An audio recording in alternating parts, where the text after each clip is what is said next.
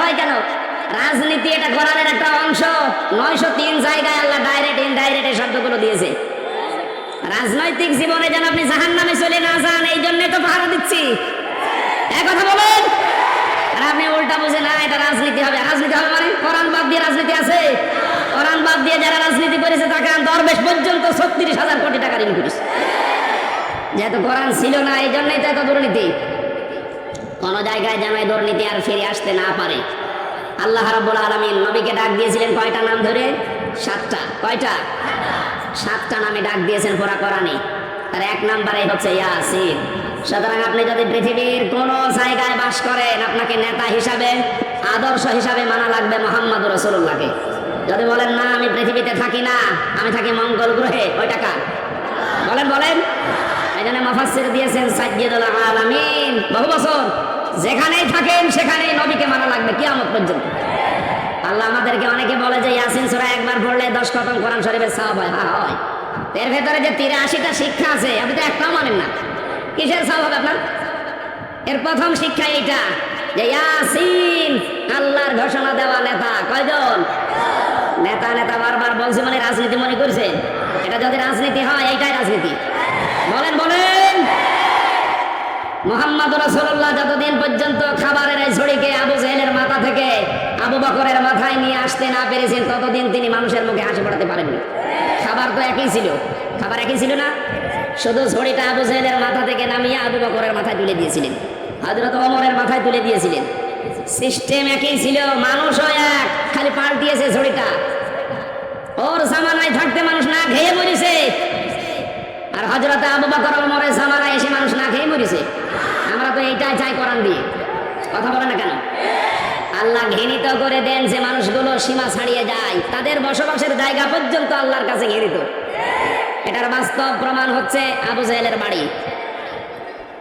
কাবা শরীফ তাওয়াফ করার পরে আমি যখন উপরে গেলাম দেখলাম আমার পেটে ব্যথা করছে। পুলিশকে ডাক দিয়ে বললাম ভাই এতক্ষণ তো ভালো ছিলাম, এখন পেটে ব্যথা করছে মানে? পুলিশ তার আমার ভাষা বোঝে না। আমার বলছে ইয়া হাজি আল হুজ্জাত আয়না বিলা দোকান। ও হাজি দেশ কোথায়? আমি যে তুমি বাংলাদেশ, বাংলাদেশ থেকে এসেছি। ওর ভাষা দিয়ে আমার বোঝাচ্ছে ভাই হাজি সাহেব আপনি জানেন না এটা কোন জায়গা? না তো। আবু জেহেলের বাড়ি। আপনি এখনো পায়খানা না করে দাঁড়িয়ে আছেন, তাড়াতাড়ি করেন।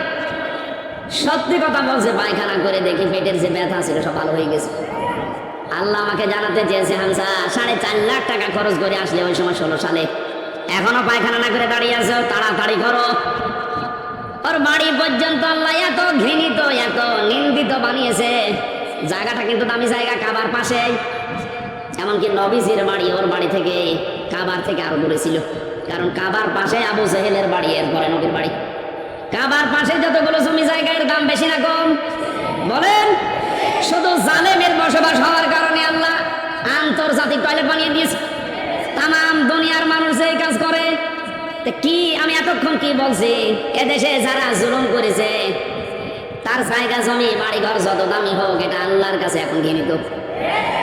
কারণ দেখবেন মুজদালিফা থেকে যখন মানুষ যায় একটা জায়গা আছে খুব তাড়াতাড়ি হাঁটে, কারণ এটা গজবের জায়গা। জালেমদের জায়গাগুলো এত বেশি ঘৃণিত, নিন্দিত, এত বেশি অপমানকর হয়ে যায় আল্লাহর কাছে, আল্লাহ ওইটাকে পর্যন্ত আর পছন্দ করে না, ওখানে জালেম থাকতো তাই। সুতরাং বাংলার কুষ্টিয়া জেলা সহ যত জায়গায় জালেমের বসবাস ছিল, আহ্বান জানাচ্ছি যারা দায়িত্বে আছেন এই জায়গাগুলো ইন্টারন্যাশনাল পায়খানা বানিয়ে দেন। একটু বেশি করে ফেললাম? না না বেশি হয়নি, কম হয়েছে। কারণ এই জায়গা থেকেই তো ইসলাম মানবতা ধ্বংস করার জন্য ওখানে বসে বসে দুর্বিসন্ধি করতো। কুষ্টিয়া এরকম জায়গা ছিল না, যেখানে যেখানে ছিল ওগুলো পায়খানা বানিয়ে দেন। মানুষ যেন কিয়ামত পর্যন্ত কুষ্টিয়া জেলায় যারা আসবে তারা যেন জানে যে জালেম তো একটা ছিল এই দেশে।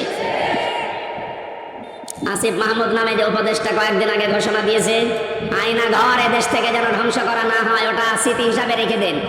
সারা বিশ্বের মানুষ আসবে, মানুষ যেন জানে যে এই পৃথিবীর ময়দানে বাংলাদেশ নামে একটা দেশ ছিল, সেখানে একটা জালেম ছিল। মানুষ কত কঠিন হৃদয়ের হলে আয়না ঘর বানাতে পারে আমার মাথায় আজও ধরে না। আমার আজমির ঘোষণা শুনেছেন কয়েকদিন আগে, একটা মানুষ কত বড় কষ্ট পেলে এই কথাগুলো বলতে পারে বলেন? অনেকে বলছে মাফ করে দিলাম। হ্যাঁ মাফ করে দিয়েছেন, ঠিক আছে। সারা দেশের 18 কোটি মানুষ যদি মাফ করে দেয় আয়না ঘর যারা জড়িত ছিল, ব্যারিস্টার আরমানের বউ মাফ করবে না।